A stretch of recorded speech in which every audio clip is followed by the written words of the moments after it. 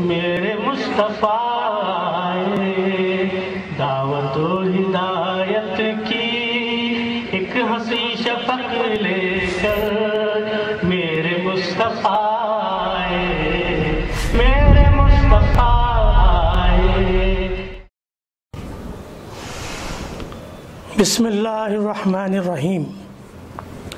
ناظرین السلام علیکم ورحمۃ اللہ وبرکاتہ۔ متاع آخر شب ہیں بچے کچے تارے، متاع آخر شب ہیں بچے کچے تارے، بساط چرخ پڑی ہے لوٹی دکان کی طرح۔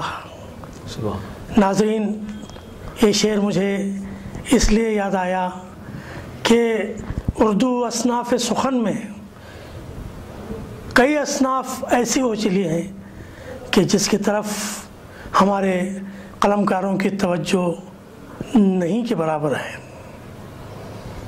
آج ہمارے درمیان جو شخصیت مہمان ہیں، فکر و فن شعر و سخن کے لیے ہم نے جس شخصیت کو بلایا ہے، ان کے بارے میں یہ کہا جا سکتا ہے کہ وہ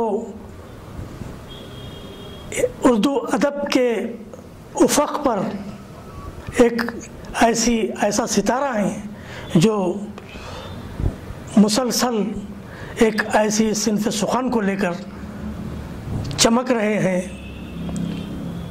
میرا اشارہ ہے مرثیہ نگاری کی طرف۔ مرثیہ نگاری ایک ایسا میدان ہے جس میں اب خال خال ہی قلمکار نظر آتے ہیں۔ میں سید احمد عباس صاحب کا ہماری اسٹوڈیوز میں خیر مقدم کرتا ہوں۔ محترم عباس صاحب، آپ یہ بتائیں کہ مرثیہ نگاری کی جانب اور اس سلسلے میں ریسرچ کی جانب آپ کا خیال کیسے منعطف ہوا؟ بسم اللہ الرحمن الرحیم۔ چونکہ میں مرثیہ خوان ہوں، محرم و سفر اور دیگر مجلسوں مجالسوں میں مرثیہ خوانی کرتا ہوں۔ اس میں کوئی شک نہیں ہے، جب بھی کوئی مرثیہ پڑھتا ہے یا سامعین میں ڈائریکٹ اس کا ذہن سب کے بھی انیس دبیر کی طرف مڑ جاتے ہیں۔ اس میں کوئی شک نہیں کہ انیس دبیر نے مرثیہ نگاری کی طرف وہ کام کیا ہے جو بعد میں عروج تک پہنچا دیا، اور اس کی ترقی پر گنجائش ہی نہیں رہی۔ یہ اور بات ہے، مگر اس کا معنی یہ نہیں ہے کہ دوسرے مرثیہ نگاروں کو بھی ہم بھول جائیں۔ جب ہم پرچہ پڑھتے دیکھتے ہیں کہ انیس دبیر کے ساتھ ساتھ کئی غیر مسلم شعراء کے مراثی نوحہ سلام بھی رہتے ہیں، تب خیال آیا کیوں نہ ہو کہ غیر مسلمانوں کی جو خدمات حضور صلی اللہ علیہ وسلم کے خانوادے پر اور اردو ادب میں ہوئی ہے اس کو منظر عام پر لایا جائے۔ جب میں نے تحقیق کی کوشش کی، دیکھا کہ مواد ملنے کے امکانات پائے جاتے تھے، تو میں نے ہمارے گائیڈ، ہمارے نگراں کار جناب ڈاکٹر شاہ مدر صاحب کی خدمت میں گیا، اور انہوں نے خندہ پیشانی سے قبول کیا، اور میں کوشش کی۔ اس کے بعد پایت ملک تک پہنچا۔ 248 غیر مسلمان شعراء جنہوں نے رسائی ادب میں تبازمائی کی ہے، ان کے کلام کو اکٹھا کیا، ان کے تعارف کو اکٹھا کیا، ان کی خدمات کو اکٹھا کیا، منتخب کلام کو لے کر مناسب تشریح کرتے ہوئے 400 صفحات پر مشتمل میں نے پی ایچ ڈی کی ایک مقالہ تیار کر دیا۔ سید احمد عباس صاحب، مرثیہ نگاری کے تعلق سے آپ کا یہ جو رجحان ہے، اس کو اچھے انداز میں سمجھنے کے لیے میں سمجھتا ہوں کہ آپ کے ذات کے بارے میں کچھ پس منظر آپ کا آ جائے، اس کی روشنی میں ہم سمجھ سکتے ہیں کہ مرثیہ نگاری کی طرف آپ کی توجہ کیسے ہوئی۔ جیسے بتایا کہ میرا نام سید احمد عباس ہے، میں عابدی ہوں، جی، حضور صلی اللہ علیہ وسلم کے آل سے ہوں، ماشاءاللہ، اور علی پور کا رہنے والا ہوں۔ علی پور مذہبی اور تعلیمی اور دیگر شعبوں میں جانی پہچانی ایک قصبہ بھی کہہ سکتے ہیں، گاؤں بھی کہہ سکتے ہیں، شہر تو نہیں ہے۔ 15,000 پر مشتمل مومنین کی بستی ہے، اور چونکہ میرے والدین مذہبی ہی تھے اور میرے والد اردو کے معلم بھی، انہوں نے مجھے مذہبی رجحانات کی طرف، مذہبی عقائد اور مذہبی خدمات کی طرف جو ہے نا زور دیا تھا، اور میری ابتدائی تعلیم بھی وہیں سے ہوئی، اور مذہب سے جڑ جانے کی وجہ سے میں رسائی ادب میں زیادہ توجہ کیا، اور بچپن ہی سے شوق رہا ہے اخبارات اور رسائل کا پڑھنا اور کتابوں کا مطالعہ کرنا۔ میں نے سنا ہے کہ آپ سیاسی موضوعات پر اظہار خیال کرتے ہیں، اگرچہ کہ عملی سیاست سے آپ کا کوئی تعلق نہیں ہے، جی، سیاست دانوں سے براہ راست آپ تعلقات رکھتے ہیں، اس کے اسباب اور اس کا پس منظر کیا ہے؟ سر، سیاست سے جڑنا غلط بات نہیں ہے، جی، سیاست دان بھی ہونا غلط بات نہیں ہے، گندی سیاست کرنا غلط بات ہے۔ ماشاء اللہ۔ چونکہ ہم قومی اداروں میں رہے، سماجی خدمات کے دوران حکومتوں کے ذریعے سے جو بھی فوائد قوم و ملت کے لیے، معاشرے کے لیے ہونا ہے، جی، اس کو ہمارا بھرپور فائدہ اٹھانے کے لیے اور پھر ہمارے حقوق کو حاصل کرنے کے لیے ہم نے باقاعدہ سیاست میں سیاست دانوں سے رابطہ رکھا تھا۔ جی، ہم نے سیاست کبھی نہیں کی، اور کافی پیشکش کی گئی علی پور میں گرام پنچایت یا تعلق یا ڈسٹرکٹ لیول کے اداروں کے لیے، میں نے قبول نہیں کیا، شکریہ کے ساتھ واپس کر دیا۔ سیاست دانوں کے ساتھ ہوں، سیاست میں ہوں، مگر سیاست دان نہیں ہوں، چونکہ مذہب سے ریلیٹڈ تھے، مائنارٹیز اور وقف بورڈ وغیرہ، اس میں بحیثیت رکن رہا ہوں، اس کے ذریعے سے بھی قوم کی خدمت، وقت کے املاک کے تحفظ کے لیے میں نے کام کیا ہے۔ ماشاءاللہ۔ آپ کی شخصیت کی تعمیر میں ظاہر ہے کہ کچھ افراد کا رول یقیناً رہا ہوگا، میں چاہوں گا کہ آپ بتائیں کہ وہ کون لوگ تھے جنہوں نے آج سید احمد عباس صاحب کی شکل میں ایک شخصیت کو کھڑا کیا ہے؟ سر، پہلے بتا دیا کہ میرے والدین مذہبی تھے، اور میرے والد جو ہے معلم ہیں، ظاہر سی بات ہے ٹیچر کا بیٹا جو ہے نا تعلیم کی طرف اس کا رجحان رہتا ہی ہے، اور پھر میری ابتدائی تعلیم بھی وہیں ہوئی، قومی اداروں سے جڑ جانا اور ان کا پہلا رول رہا ہے۔ اس کے بعد اساتذہ کا ابتدائی دور سے میسور یونیورسٹی MA کیا تک، پھر اس کے بعد شیموگا میں کوئمپور یونیورسٹی میں ہمارے اساتذہ اردو شعبہ ہے، بالخصوص ہمارے نگراں کار، میرے مربی، میرے محسن ڈاکٹر شاہ مدر صاحب، جنہوں نے ایک پدرانہ شفقت بھی دیا اور دوستانہ تعلقات بھی رہے، بہترین نگرانی کی، بس ان کی ہمت افزائی تھی جو میں آگے بڑھا۔ تیسرا جو ہے علی پور میں کئی علماء، شعراء، ادباء، مصنفین، مؤلفین، مترجمین کی کافی تعداد ہے، ان کا صحبت، ان کے ساتھ بیٹھنا اٹھنا جو مجھے تعلیم حاصل کرنے کے لیے ایک یوں سپورٹ ملا، اور جب بھی میں تعلیمی ذوق محسوس کرتا تھا ان کے ساتھ اٹھ بیٹھتا تو میری بیٹری چارج ہو جاتی ہے، جیسے ایک موبائل بیٹری لو ہونے کے بعد الیکٹریسٹی سے کرنٹ کرنے کے بعد چارج ہو جاتا ہے موبائل، اس طریقے سے ان سے ملاقات کرنے کے بعد میں چارج ہو جاتا ہوں۔ اور چوتھا رول رہا میرے بیوی بچوں کا، میرے بیوی بچے ہمیشہ ہمارے ساتھ رہے، ہر کام کو لبیک کہا ہے، اور کبھی بھی یہ نہیں کہا کہ میرے بیوی بچوں نے کہ 50 والے ہو گئے ہیں، 50 سال ہو گئے ہیں، کہیں جانا نہیں ہے، کیا ضرورت ہے ہندوستان کی اعلیٰ تعلیم ڈگریاں حاصل کرنے کی، خدمت کر رہے ہیں، خدمت کیجیے، کمائیے، ایسا کبھی نہیں کہا۔ حضور صلی اللہ علیہ وسلم کی حدیث پیش نظر تھے، اور پھر جو ہے نا میری خواہش تعلیم حاصل کرنے، حصول تعلیم کی تڑپ کو مد نظر رکھتے ہوئے میرا بھرپور تعاون فرمایا میرے بیوی بچوں نے۔ اس وجہ سے کہا جاتا ہے کہ کسی بھی شعبے میں ایک مرد کی کامیابی کے لیے پیچھے 50% سے زیادہ اپنے شوہر اس کا بیوی کا ہاتھ ہوتا ہے، خوش پناہی ہوتی ہے۔ میں یہ دعا کرتا ہوں اللہ سبحانہ تعالیٰ ہر انسان کو، ہر مسلمان کو کم از کم یہ مجھ جیسے فیملی عطا کرے، مجھ جیسے بیوی بچے۔ آمین۔ اچھا سید احمد عباس صاحب، آپ مختلف اداروں سے وابستہ رہے، کیا ایک مختصر سا جائزہ آپ کی وابستگی کا اداروں سے جی ہاں پیش کر سکتے ہیں؟ ہاں، وہی بتایا نا، میرا بچپن ہی سے ریلیٹڈ رہا، میں قومی اداروں سے سماجی کارکن ہوں۔ وہ اداروں کے نام؟ ہاں جی، ایک تو ایک ویلفیئر ادارہ تھا سجادیہ، جس کا فاؤنڈر سیکریٹری رہا ہوں میں، اور پھر جو ہے نا ایک ایجوکیشنل بورڈ تھا، اس کا بھی فاؤنڈر ممبر رہا۔ اسکولز چلاتے ہیں ہم لوگ، ہاسٹل ہے، اور طبی سہولت کے لیے پرائیویٹ ہاسپٹل ہے، اس میں بھی بحیثیت ایڈمنسٹریٹر رہا ہوں۔ اور پھر سب سے بڑی بات چیز یہ ہے کہ انجمن جعفریہ ایک انجمن ہے جو مرکزی حیثیت کہلاتی ہے، اور جو ہے نا کرناٹک کے بڑے انجمنوں میں شمار ہے، جس میں کئی سال سیکریٹری بھی رہا ہوں، اس میں صدر بھی رہا ہوں۔ اس کے علاوہ بھی آج بھی قوم سے اور کئی اداروں میں میں جڑا ہوا ہوں، اور جو ہے کہیں سرپرست ہوں تو کہیں ایڈوائزر ہوں، اور اسی کے ساتھ ساتھ جو ہے یہ سلسلہ جو ہے نا یہ ہمارا یہ خدمت کا سفر جاری و ساری ہے ابھی تک۔ ان ساری سرگرمیوں کے ساتھ جی سر، آپ نے ریسرچ کی طرف توجہ دی، جی آپ نے ایم فل کیا، جی آپ نے پی ایچ ڈی کیا، جی الحمدللہ۔ تو اس کے لیے آپ نے کیسے وقت نکالا اور اس عمر میں کیسے اپنی صلاحیتوں کو سمیٹا؟ صحیح یہی ہے نا، ایک طرف تو ایک شوق پہلے سے بچپن وہ میرے نیچر میں آ گیا ہے کہ تعلیم حاصل کرنے کا جذبہ، میرے خدمت کے دوران ایک کم علمی کا مجھے احساس ہو رہا تھا، جی، تو اس کو میں ایک اعلیٰ تعلیم حاصل کرنے کا خیال آیا، اور جیسے جیسے ہمارے بیٹوں نے اپنے تعلیمی سفر کو مکمل کر کے کمانے لگے تو ان کا بھی سپورٹ ہو گیا، تو میں 2-4 گھنٹے جو ہے نا اس میں نکالنے لگا، اور نو ڈاؤٹ 11 سال M A M Phil P H D پورے تعلیمی سفر میں مجھے اقتصاد پر بھی کافی اثر ہوا ہے، طبیعت پر بھی اثر ہوا ہے، اور جو ہے نا بیوی بچوں حقوق بھی ضائع ہوئے ہیں، اس میں کوئی شک نہیں ہے۔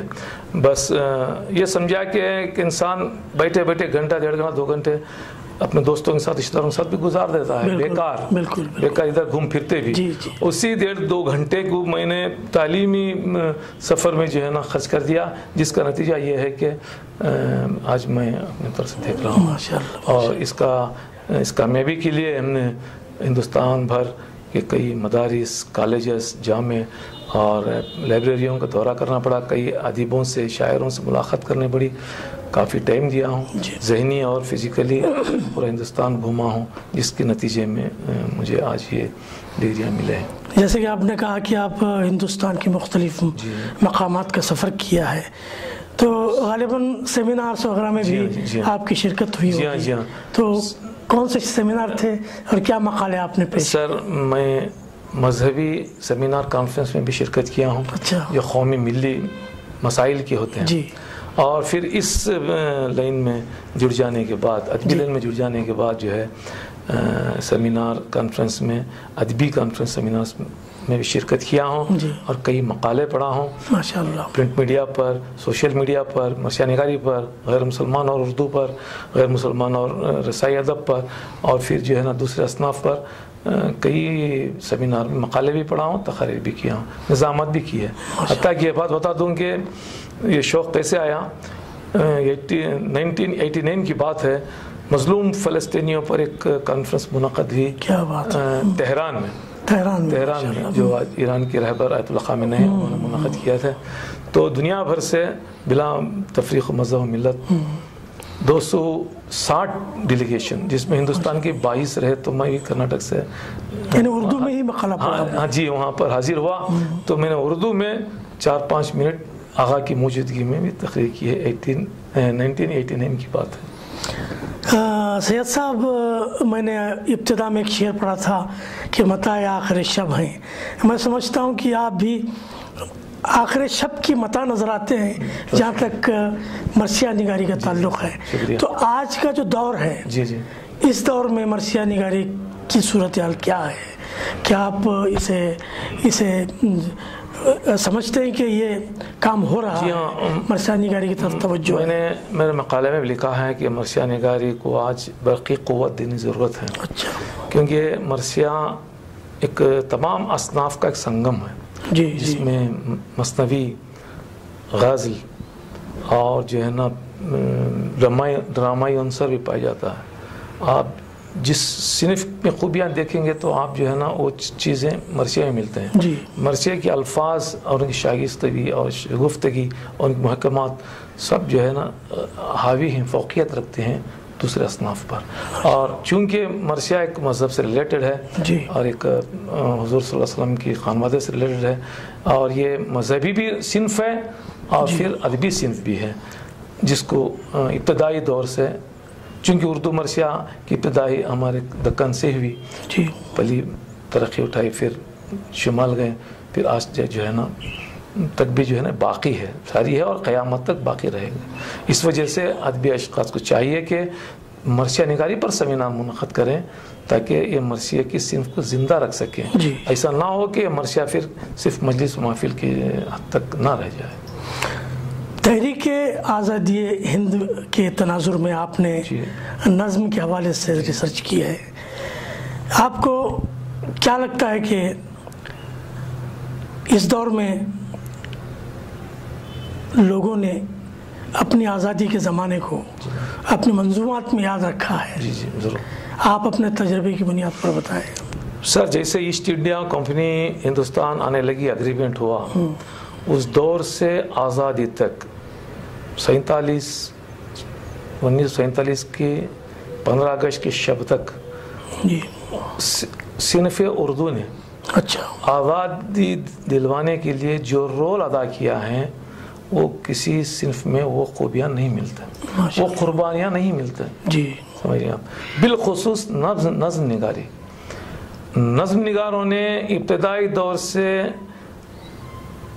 1947 15 اگست تک بھی ہر دفعہ متعدد موقعوں پر مختلف مقامات میں نظم کے ذریعے سے لوگوں کو حقائق پیش کرنے کی کوشش کی ہے جی اور ولولہ جوش دلوایا ہے، خصوصی طور پر 1857 کے بعد. جی جی یوں سمجھے کہ آزادی دلوانے میں ایک طرف سیاست دانوں کا رول ہے تو اس سے زیادہ جو ہے نا اردو کا رول ہے. اردو میں بھی نظم نگاری جو ہے نا اس آزادی دلانے میں بہت فائدہ مند ہے، کارآمد ہوئی ہے. اور میں یہ سمجھتا ہوں کہ جو قربانی اردو ادب نے دی ہے وہ آج بھی باقی ساری ہے، زندہ ہے. مگر یہ اور بات ہے کہ اردو والے ہی یا حکومت والوں نے اردو کو توجہ کم کر دی، جس کی وجہ سے اس اردو میں کمی محسوس ہو رہی ہے. پی ایچ ڈی کا جو مقالہ آپ نے لکھا ہے وہ آپ نے صرف غیر مسلم شعراء کا مرثیہ نگار کے طور پر کیوں انتخاب کیا؟ غیر مسلم شعراء اور رسائی ادب جنوبی ہندوستان تک پہلے میں نے عطا کیا، دیکھا کہ باقاعدہ ایک تھیسس ہو سکتی تھی، بن سکتی تھی، مگر میں نے کوشش کیا کہ نہیں اور ایک قدم آگے بڑھاؤں. تو ہندوستان بھر کے تمام شعراء کو میں نے سمیٹ لیا، اس وجہ سے کہ یہ بتانا چاہا ہوں کہ محصل میں کہ غیر مسلم شعراء کا اہل بیت رسول سے کیا گہرا رشتہ ہے اور انہوں نے خراج عقیدت کیسا پیش کیا ہے. اور امام حسین کا پیغام تحریک کربلا یہ آفاقی ہے، انسانیت کے لیے، انسانیت کی بقا کے لیے، یا صرف مسلک کو ایک فرقے کے لیے، ایک مذہب کے لیے انہوں نے آفاقی بنا دیا اور یہ سمجھا. اور اردو کو اس وجہ انہوں نے ایک سیکولر زبان، گنگا جمنا تہذیب اور ایک انقلابی زبان کے طور پر اور ایک علاقائی یا کسی مذہب یا فرقے سے جوڑنے والوں کے چہرے پر ایک تماچا لگایا ہے. کیا بات ہے. 248 شعراء نے یہ بتا دیا کہ اردو ادب یہ صرف ہندوستانی ہے، ہندوستانی زبان ہے، کسی مذہب، فرقہ اور علاقے سے محدود نہیں ہے. یہ منظر عام پر آ چکے ہیں کتابی شکل میں. انشاءاللہ دعا فرمائیے کہ ہمارا ایم فل اور پی ایچ ڈی مقالہ دو بھی بہت جلد جو ہے کتاب کی شکل میں آنے والا ہے انشاءاللہ، کیونکہ پذیرائی بہت ہو رہی ہے. بہت سو نے بہت خواہش کی ہے، کوشش کی جا رہی ہے کہ اس منظر عام پر لایا جائے تاکہ لوگوں میں حقائق معلوم ہو جائے کہ اردو کیا ہے اور امام حسین کا پیغام کیا ہے، اور غیر مسلم کیوں ان سے خراج عقیدت پیش کرتے تھے، کیوں اردو سے ان کا لگاؤ تھا. میری نیک تمناؤں کے ساتھ میں آخر میں آپ سے چاہوں گا، اس لیے کہ وقت بہت کم ہے ہمارے پاس، کہ آپ نئے لکھنے والوں کو، خاص طور سے مرثیہ نگاری کی طرف رجحان رکھنے والوں کو ایک مؤثر پیغام عنایت فرمائیں. میں تمام ہندوستانیوں کو، بالخصوص مذہب ملت سے تعلق رکھنے والے نوجوان بچے بوڑھوں کو سے میں خواہش کرتا ہوں کہ علم چونکہ نور ہے، حدیث شریف میں بھی ہے، جہاں نور آ جائے تو تاریکی کا دور ہونا لازمی ہے، اندھیرا دور جانا ہی ہے. اس وجہ سے اگر علم حاصل کریں گے یہی کامیابی کا ضامن ہے. اور بالخصوص مرثیہ نگاری کو آگے لے آئیں تاکہ ہمارے اردو میں نکھار پیدا ہو، ہماری اردو کی بقا ہو، اور اس مراسم میں کیسے کیسے الفاظ، حزب مراتب کا خیال اور بہت سے چیزیں دیکھنے کو ملتی ہیں، بہت سے الفاظ دیکھنے کو ملتے ہیں جو دوسرے اصناف میں نہیں پائے جاتے۔ اس وجہ سے میں خواہش کرتا ہوں شعراء سے کہ جو دیگر اصناف میں تبازمائی فرما رہے ہیں انہیں چاہیے کہ مرثیہ نگاری میں بھی ایک قدم بڑھائیں تاکہ دوسری غزل اور حمدونات کی طرح یہ مرثیہ بھی زندہ رہے۔ محترم سید احمد عباس صاحب، میں اپنی جانب سے، اپنے ادارے کی جانب سے اور اپنے ناظرین کی جانب سے دل کی گہرائیوں سے آپ کا شکریہ ادا کرتا ہوں کہ آپ تشریف لائے اور ہمیں وقت دیا۔ یہ تھے سید احمد عباس صاحب۔ اب عزیز بیلگامی کو اجازت دیں، انشاءاللہ کسی اور شخصیت کے ساتھ اس ادبی انجمن میں ملاقات ہوگی۔ والسلام علیکم ورحمۃ اللہ وبرکاتہ۔